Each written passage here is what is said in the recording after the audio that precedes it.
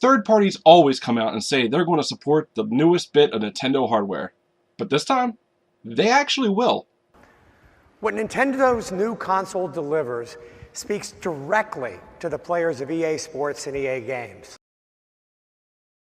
Hey everyone, Undr here, and today I'm going to explain as best I can how I think developers feel about Nintendo's next system, the Nintendo Switch.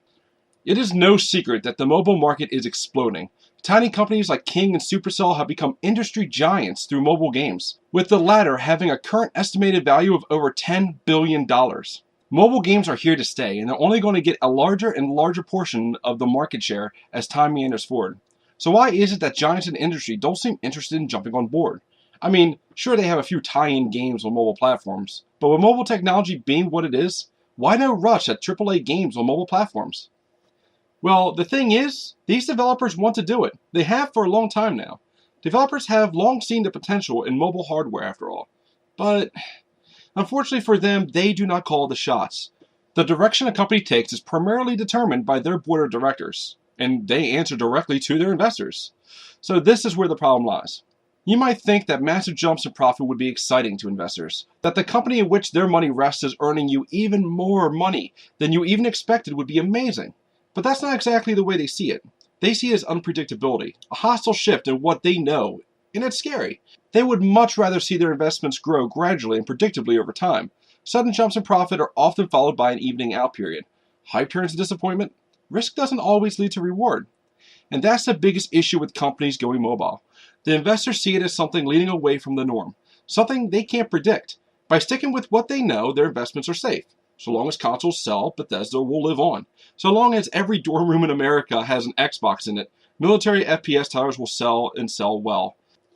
Okay, so that's all well and good. But what does this have to do with Nintendo?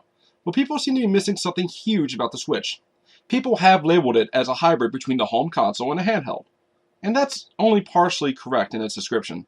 What it really is a hybrid between a home console, a handheld, and a mobile device. The Switch will be running out with an ARM processor, 4 gigs of what I hope is DDR4 RAM, and what is all but likely a Pascal Tegra X2/P1 chip. This is state-of-the-art mobile technology. It's not running an x86 architecture like any console before it has. The Nintendo Switch is a gaming tablet through and through that will be backed by Nintendo's expertise in the handheld and console markets, and will be marketed as such. In short, Nintendo Switch is the gateway to the mobile market. The proverbial developer's land of milk and honey, as it were. A gate they could always look through longingly, but never be allowed to enter. Now that the biggest name in the industry has adopted this technology, investors will not see it as a risk, or even as a mobile market anymore. To them, this is just the Nintendo Switch, and is nothing more than a new console from Nintendo. It will start slowly at first. Skyrim being ported over by Bethesda is a good example of this. A game that has already seen great success, and still even to this day garners gamers' attention. Once it's been ported over to the Switch's mobile architecture, however, that's where the door is open. Now the cost of porting Skyrim to the Apple Store or Google Play has literally no cost past licensing the platform. By supporting Nintendo's newest console, developers are also porting their games to the hottest game platform in the world. Think about it. How many people would download Skyrim to their phone or tablet just because they can? I mean, to be honest here, I downloaded GTA 3 on my iPhone 4S.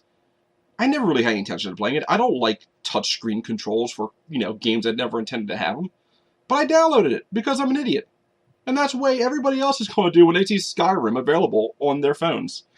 And of course, it doesn't stop there. I mean, every game a studio agrees to port to the Switch, they also gain a new asset. After, say, 6 months, a game released for a Nintendo Switch can find its way to the Apple Store. All because they developed the game for Nintendo's newest little toy. A lot of people may look at this list and think to themselves, yeah, okay, I've seen this before. Let's see how long it lasts. But this time, folks, it will last. There is more at stake than just the sales garnered by the Switch. And one company in particular could make a comeback off the back of this little console, handheld, tablet thing.